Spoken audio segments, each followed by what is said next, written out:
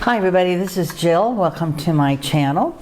I am making a super cheesy sauce today.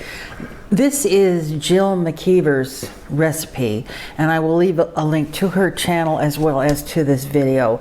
I have tried, I don't know how many plant-based cheeses in the past, and I've been disappointed. Some of I've said, okay, I can live with it, but others I've just said, no, I don't like it. This one, I'm telling you what, it will just, well, it'll knock your socks off. It's so good. And one of the things that is in the recipe is the, or I'll get your label there, the roasted red peppers.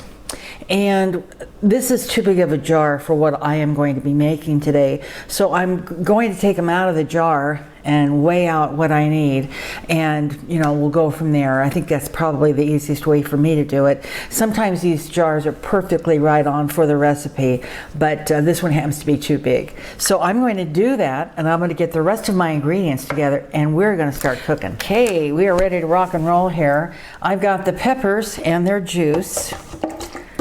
Those go in there, and then I've got some warm water and oats, raw oats, and some nutritional yeast, and some cornstarch. Get that all out of there. And then I have some salt. I'm looking at my ingredients here to make sure I get it right. Salt, and then some garlic powder, or excuse me, onion powder. This is a ½ teaspoon measure. And oh, I need another half of salt as well. Okay, and then there's a smidgen of lemon juice.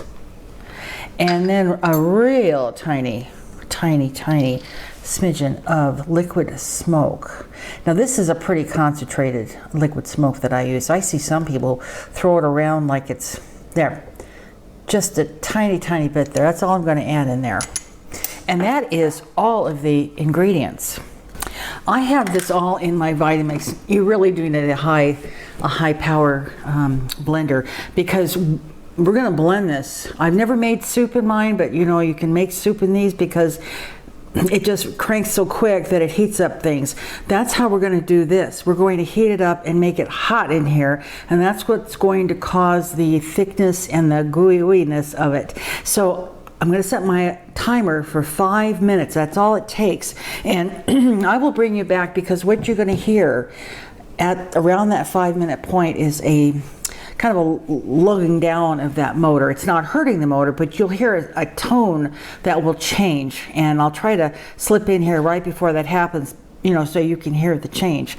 Anyway, I'm going to put this on high speed and then put it on 5 minutes, and then we will be back.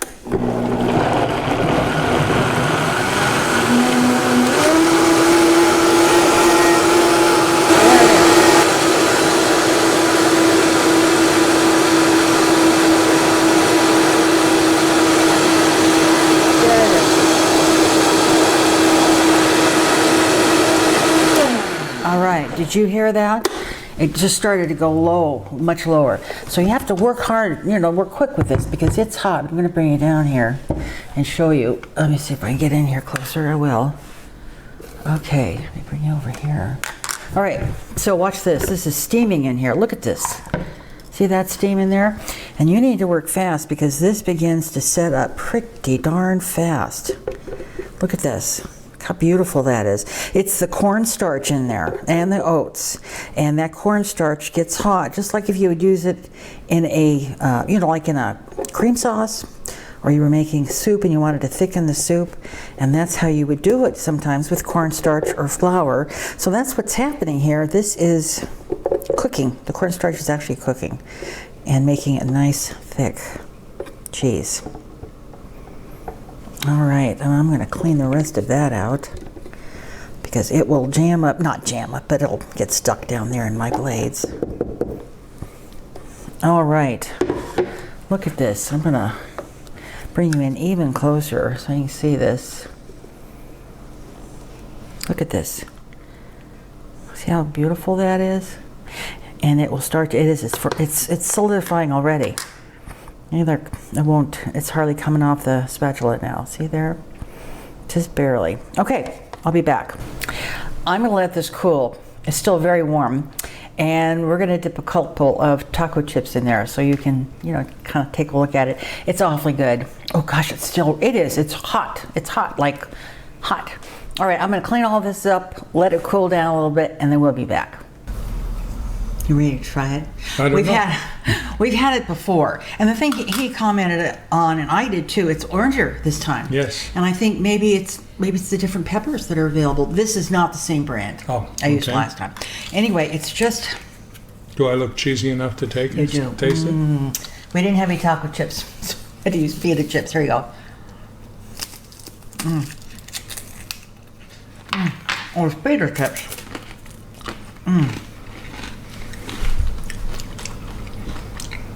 That is so good. That is so good. Very good.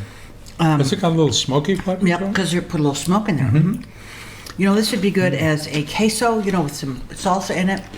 I liked it. Last time we made it, I put it on my potatoes. Really good. It'd be good on nachos too. Very. Yeah, that's very good. Oh, I'm gonna have one more. Well, if you insist. Honestly, this is so delicious, and as I said, I have tried so many cheese recipes in the past with potatoes and carrots and all that stuff, and this just is the bomb. And thank you again, Jill McKeever, for coming up with this recipe. Yes, this is excellent. Oh my gosh, and I'll put her link to her website, or channel, and this particular recipe. Oh man. Good. I know what else I wanted to tell you. Get my mouth on full here. Her recipe makes almost 6 cups of this sauce. And That's a lot of cheesy sauce. And I cut the recipe in half, and it still makes about 3 cups, which is way too much, sauce. What I do is I break it down into containers, freezer containers, and I freeze it. And then I bring out, if I maybe a cup or however you think you might use it, and that is the way to go, as far as we're concerned. That's the way to go, because even now, it's a lot of sauce. What? There's no such thing as a lot for me. Okay, everybody, that's it. Do I have cheese now all over my face? Oh, terrible. Thanks a lot for watching. Tell your friends, subscribe. Eat cheesy sauce. So, we'll see y'all later. I can't even talk. We'll see you all later. Bye-bye. Bye.